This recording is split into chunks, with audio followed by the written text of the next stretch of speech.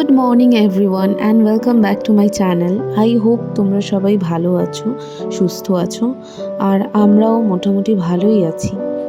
তো এইভাবেই আমার ভিডিওটার প্রতিদিন ইন্ট্রোডাকশন আমি দিয়ে থাকি।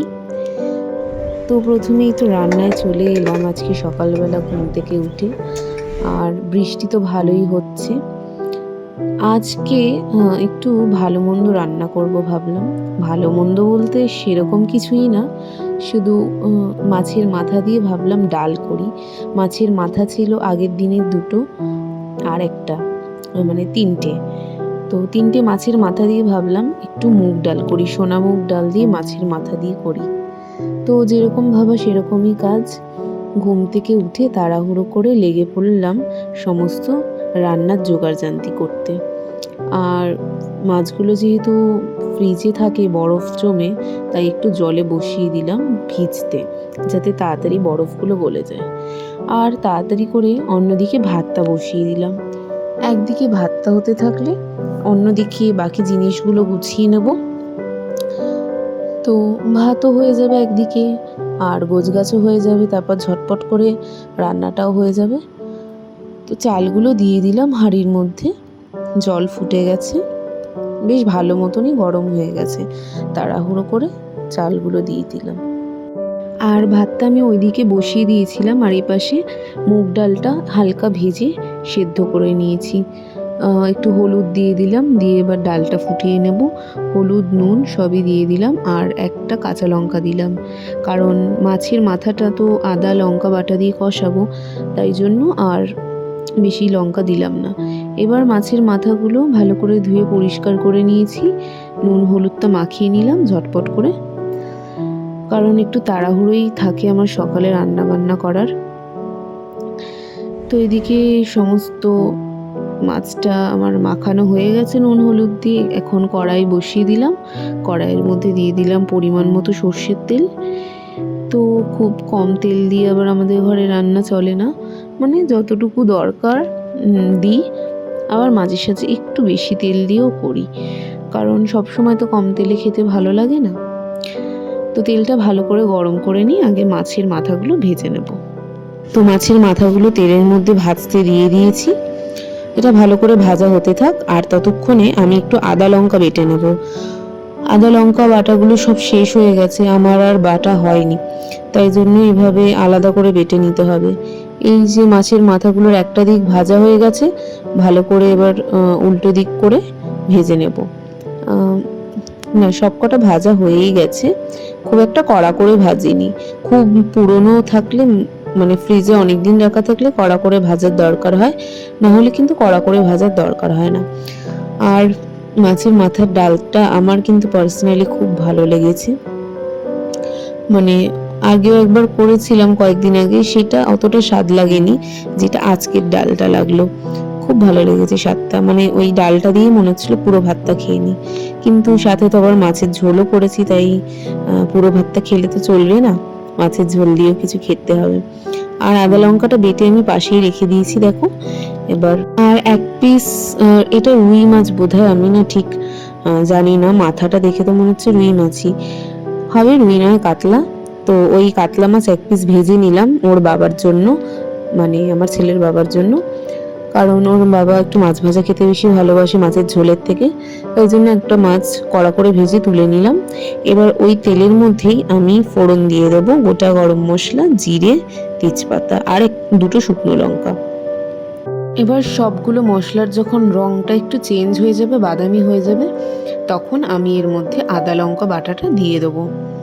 তো গলাটা একটু কীরকম ভাঙা ভাঙা আমার শোনাচ্ছে, যেহেতু রাতের বেলা এডিট করছি তাই জন্য হয়তো হবে, জানি না। তো তোমরা এই বিষয়টা কেউ কিছু মনে করো না। তো আদা লঙ্কা বাটাটা দিয়ে দিলাম, দিয়ে একটু সামান্য তেলের মধ্যে নাড়াচাড়া করে নেব। আর এর মধ্যে সব গুঁড়ো মশলাগুলো দিয়ে দেবো, যেমন তোমার জিরে, ধনে, হলুদ, আর একটু কাশ্মীরি লঙ্কার গুঁড়ো দিচ্ছি, কারণ এমনিতেই দুটো লঙ্কা ফোড়ন দিয়েছি, একটা কাঁচা লঙ্কা দিয়েছি, আর কাঁচা লঙ্কা বাটাও দিয়েছি, তাই একটু কাশ্মীরি লঙ্কা দিয়ে দেবো, একটু রঙটা বেশি গাঢ় আসবে, আর ঝালটাও অতটা হবে না, তাই জন্য কাশ্মীরি লঙ্কাটা ইউজ করছি। আর যদি তোমরা গুঁড়ো লঙ্কা ইউজ করো তাহলে ঝালটা একটু বুঝে দেবে। আর পাশে একটু টমেটো চপ করে নিচ্ছি, টমেটো তো দিতে হয়। টমেটো দিলে একটু আমার মনে হয় মশলার স্বাদগুলো ব্যালেন্স হয়ে যায়। অনেকে আবার টমেটো ছাড়াও রান্না করতে পছন্দ করে। তো মশলাটা আমি পেস্ট করে দিই, তোমরা জানোই বেশিরভাগ সময়। আর সময় খুব কম থাকলে ডিরেক্ট দিয়ে দিই। তো সেই মশলার পেস্টটা এখন দিয়ে দিলাম। সামান্য একটু নাড়াচাড়া করে নুন দিয়ে দেবো। নুন আর সামান্য মিষ্টি, মিষ্টিটা লাস্টে দিলেও হয়, একটু কষাবার সময় দিলেও হয়। তো স্বাদটাকে ব্যালেন্স করার জন্য তো একটু মিষ্টি দিতে হয় মুগ ডালে।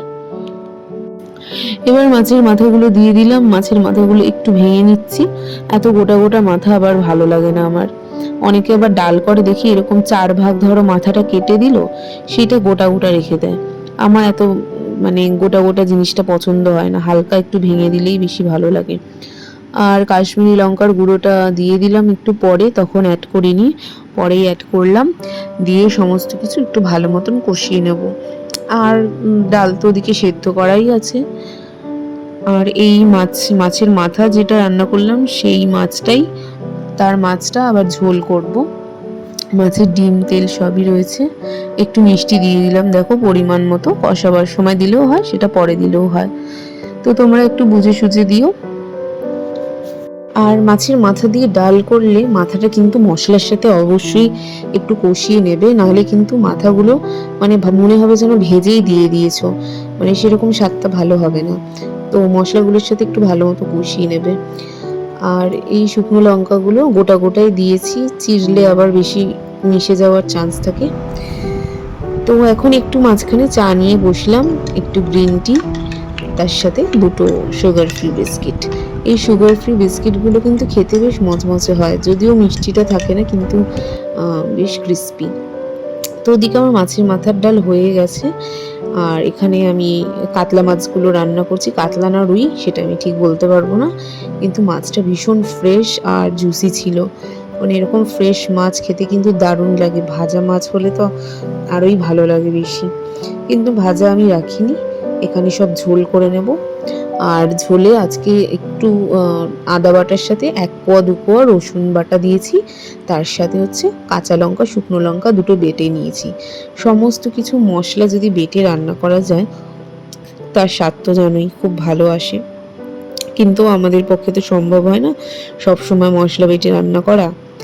আর জিরে বাটতে তো খুবই কষ্ট হয়, অনেক ধৈর্য নিয়ে বেশ অনেকক্ষণ ধরে জিরে বাটতে হয়, আর অনেকটা এফর্ট লাগে। তো জিরে টিরে আর বাটতে পারি না, ওগুলো গুঁড়োই ইউজ করি, কিন্তু লঙ্কা আদাটা বেটে দেওয়ার চেষ্টা করি।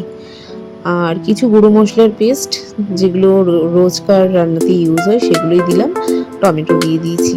এই সব দিয়ে পেস্ট মানে মশলাটা ভালো করে কষিয়ে নেব।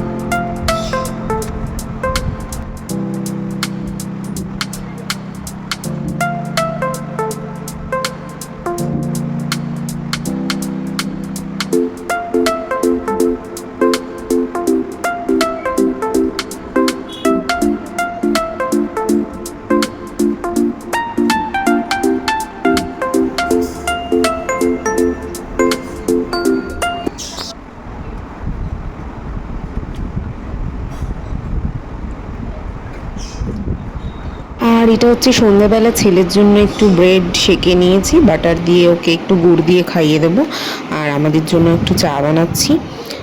বিকেলবেলা তো একটু চা না হলে চলে না প্রত্যেকেরই, তো চাটা এদিকে বানিয়ে নিচ্ছি। তো আজকে ব্লগটা আমি এতটাই রেখেছি। তোমাদের সাথে আবার দেখা করব নতুন একটা ব্লগে। তোমরা আমাকে সাপোর্ট করতে থেকো আর আমাকে অনেক ভালোবাসা দিও।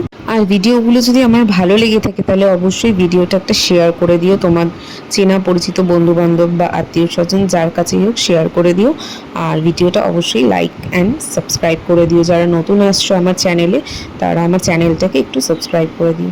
তো দেখা হচ্ছে তোমাদের সাথে আবার নতুন ব্লগে। Tata, bye bye.